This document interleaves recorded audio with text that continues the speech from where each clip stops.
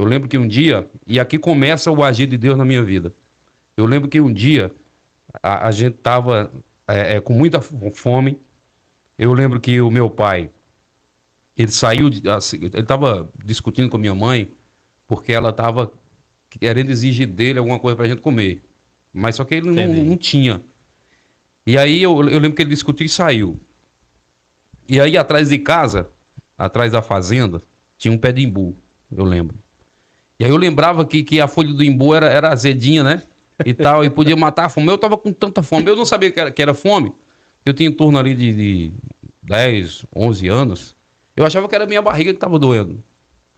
E aí eu cheguei pra minha mãe e disse: minha mãe, minha barriga tá doendo, né? E o Giovanni disse: eu acho que alguma coisa que a gente comeu, que a minha também está.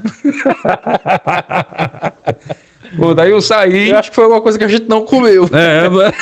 Mas a gente, criança, né, não sabe. Verdade, A gente saiu, na necessidade, eu fui atrás desse pé de umbuzeiro porque eu queria encontrar uma folha de imbu para me comer. Só que lá eu não encontrei nada, porque não tinha nada, não tinha nem folha. E aí eu lembro que eu olhei para o céu, e aí o sol causticante, o brilho do sol bateu no meu rosto, e aí eu disse assim: Deus, tu não tá vendo o que tá acontecendo com a gente, não. Eu acho que tu não existe, não. Tu existe. Aí não tive resposta naquele dia, eu voltei para casa. Quando foi à noite, o meu pai arrumou comida, né? Então já era Deus agindo, porque a gente não tinha perspectiva. E aí a gente veio para aqui, para Salgueiro. E continuamos passando fome. Muita fome. Nós viemos para cá no ano de 93. E aí, quando foi no ano de 97, no dia 11 de fevereiro de 97, o meu pai morreu. Eu lembro como se fosse hoje. Pela parte da manhã, a gente passando muita necessidade. E aí eu lembro que ela acordou de manhã. E aí ele disse para minha mãe, para ela fazer um leite para ele, leite pacote para ele, porque ele tomava muito remédio, aí provocava no estômago, né? Provocava uma enfermidade no estômago. E aí, quando ela levantou para fazer o leite dele, ele começou a infartar. E eu lembro como se fosse hoje. Nós corremos todos lá pro quarto. E aí minha mãe segurou na mão dele. Ele queria falar alguma coisa, mas não conseguia. E aí ela disse assim: meu filho, se você estiver me ouvindo, me dê um sinal. Aí ele apertou a mão dela. Aí uma lágrima desceu assim no olho dele. Eu me emociono quando ele disse. Já faz 27 anos, eu nunca esqueci dessa cena, como se fosse ontem à tarde que tivesse acontecido. E aí ele morreu. E ele sempre dizia que quando ele morresse, nós íamos passar muita fome. Mas na verdade nós já passávamos, né? Era como se fosse um prelúdio do que estava para acontecer. E aí nós continuamos, cortaram a aposentadoria que ele recebia, que na verdade o salário que ele recebia, a metade do dinheiro ficava nos remédios. E a outra metade era para a gente tentar sobreviver. E aí cortaram. E aí no ano de 2000... eu lembro que a gente passou uns 2 dias sem comer, praticamente. Comer assim, sem almoçar, né? Aparecia alguma coisa ali, a minha mãe dava pra gente e ficava sem comer. Porque a mãe faz isso, né? A mãe se sacrifica. Né? Aí eu lembro que a gente já estava quase 2 dias sem comer, eu tentei dormir a noite toda, não conseguia, aí virava pra lá, pra cá. Aí de manhã eu percebi nas telhas o claro do dia chegando. Aí eu fui para a cozinha, a gente sempre tentava procurar o que não tinha, né? Abria as latras de leite que minha mãe gostava de procurava alguma coisa. Não tinha, a gente procurava porque é o instinto de alguém quando está com fome. Instinto de sobrevivência, né? E aí eu me levantei com essa intenção, mas quando eu cheguei na cozinha, minha mãe já estava sentada lá, né? Desculpa. E ela estava sentada, e aí eu lembro que eu disse para ela assim: mamãe, eu tô com fome, eu disse a ela. Os meus irmãos estavam dormindo ainda. E aí ela disse assim: mamãe vai pegar alguma coisa para meu filho comer. Ela saiu. Aí eu fiquei pensando: onde é que ela vai pegar alguma coisa? Aí ela demorou, eu fiquei sentado na cadeira que ela estava, aí ela demorou. Aí eu fui atrás dela. Quando eu cheguei atrás de casa, ela estava chorando. Porque não tinha, né? E aí eu deixei a casa, aí peguei a BR-232. Nessa época de 2000, aquele copo de cristal ali, aquele bairro, só tinha a Aliança Motos na época, ali atrás. E atrás tinha um lixão lá que o pessoal jogava as coisas lá. E aí eu sem destino, com muita fome. Aí dobrei ali no copo de cristal e vi o lixo. Aí fui procurar alguma coisa lá no lixo, né? E tinha uns cocos verdes, que o pessoal, alguém tinha vendido a água e tinha jogado os cocos lá. E eu peguei um coco desse e comecei a quebrar com paralelepípedo para tentar encontrar alguma coisa dentro dele para comer. E aí, mais uma vez, eu lembrei da cena quando eu tinha 11 anos, que quando eu estava tentando quebrar o coco para encontrar alguma coisa para comer, eu olhei novamente o sol que vinha nascendo ali por volta de 7h30, brilhou assim em mim, e eu perguntei: Deus, desde aquele tempo tu não está vendo isso não, tu não existe, tu existe? Eu perguntei a ele. E aí, quando eu cheguei em casa, eu saí de lá, não encontrei nada dentro do coco. Tinha nada, Não. nem aquela carne, Não tinha. de carne, não tinha nada. Não tinha.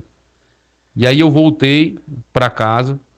Quando eu cheguei lá, eu tinha um sobrinho meu que ele disse: olha, eu acordei hoje com o desejo de fazer um convite para você. Eu disse: que convite? Para ir na igreja hoje comigo. Aí eu disse... Aí era num sábado isso, eu digo: vamos. Ele: porque vai ter lá um culto de jovem e tal. Eu digo: não, tá bom, eu vou. Aí passou o dia, e quando foi à noite eu fui. Né? Quando eu cheguei lá, essa igreja, Gilson, para você ter uma ideia, era uma igreja tradicional que tinha nascido de dentro da presbiteriana. O pastor, ele não acreditava em revelação, não acreditava no pentecostalismo, era uma igreja super, super tradicional. Tradicional, né? Mas parece que esse dia Deus pegou o pastor, e aí ele começou a falar de uma forma que eu comecei a imaginar: não, deve ter contado a minha vida para esse pastor. O texto que ele abriu estava no livro de Salmos, que dizia assim: eu vou tirar você do monturo e vou colocar você entre os príncipes dessa cidade. Eu achei interessante porque pela parte da manhã eu estava no monturo, né? No lixo, né? No lixo. Literalmente no monturo. Literalmente no monturo. E aí eu disse: não, mas deve ser uma coincidência. E aí ele começou a falar coisas e ele disse assim: às vezes a gente pensa que Deus nos esqueceu porque a gente passa por um momento difícil, e tem pessoas que demoram anos para poder entender que o processo de Deus, ele é necessário para nós estarmos preparados para receber a vitória. E eu comecei a olhar para aquilo que ele estava falando. Aí ele disse assim: eu não sei porquê, eu não acredito em revelação. Todo mundo que me conhece aqui sabe. Mas eu estou falando para alguém que quando tinha 11 anos, na cidade de Bimirim, estava passando fome, e aí deixou seus irmãos e a sua mãe e foi embaixo de um pé de umbuzeiro procurar alguma coisa para comer. E aí ele nem folha tinha no pé de umbuzeiro. Aí ele olhou para o céu e perguntou: Deus, tu existe? Hoje eu me revelo para você, eu existo, e vou tirar você do monturo e vou te colocar entre os príncipes dessa cidade. Meu Deus, forte. E para que você tenha certeza que é com você que eu estou falando, eu lhe vi hoje pela parte da manhã, atrás da Honda, no monturo, tentando quebrar um coco para encontrar algo para comer. E hoje eu te digo: eu vou tirar você do monturo. Eu não aguentei nessa hora. Eu levantei com as minhas pernas trêmulas e fui lá na frente. Algo não queria que eu fosse, mas eu fui. Eu disse: essa pessoa que o senhor falou sou eu. E Deus, ele existe. Hoje eu percebo, porque eu nunca contei esse negócio do pé de umbuzeiro para ninguém. Nem para minha mãe, nem para os meus irmãos, nem para ninguém. E era eu que estava hoje pela parte da manhã mesmo. Se isso não for Deus, eu queria encontrar um ateu para me dizer isso. Então? Entendeu? Eu queria encontrar um ateu para me dizer que aconteceu isso comigo, para ele entender que Deus, ele nos vê. São 8 bilhões de pessoas na Terra, mas ele não confunde a oração de ninguém, nem a situação de ninguém, e ele sabe o endereço de todo mundo. Então, o Evangelho, ele entrou na minha vida dessa forma. Já fazem 22 anos. Naquele dia você aceitou Jesus? Naquele dia eu aceitei Jesus. Fui para casa com uma alegria incontida no meu coração, na minha alma. Aquela questão do primeiro amor. De você ter certeza de que Deus te vê, sabe? De que num universo tão grande, mas Deus viu você. Então, depois desse dia, eu não duvido mais de nada. Eu sei que minha vida está na mão dele. Ele já usou tantas pessoas nos momentos do processo. Eu não pergunto por que eu estou passando pelo processo.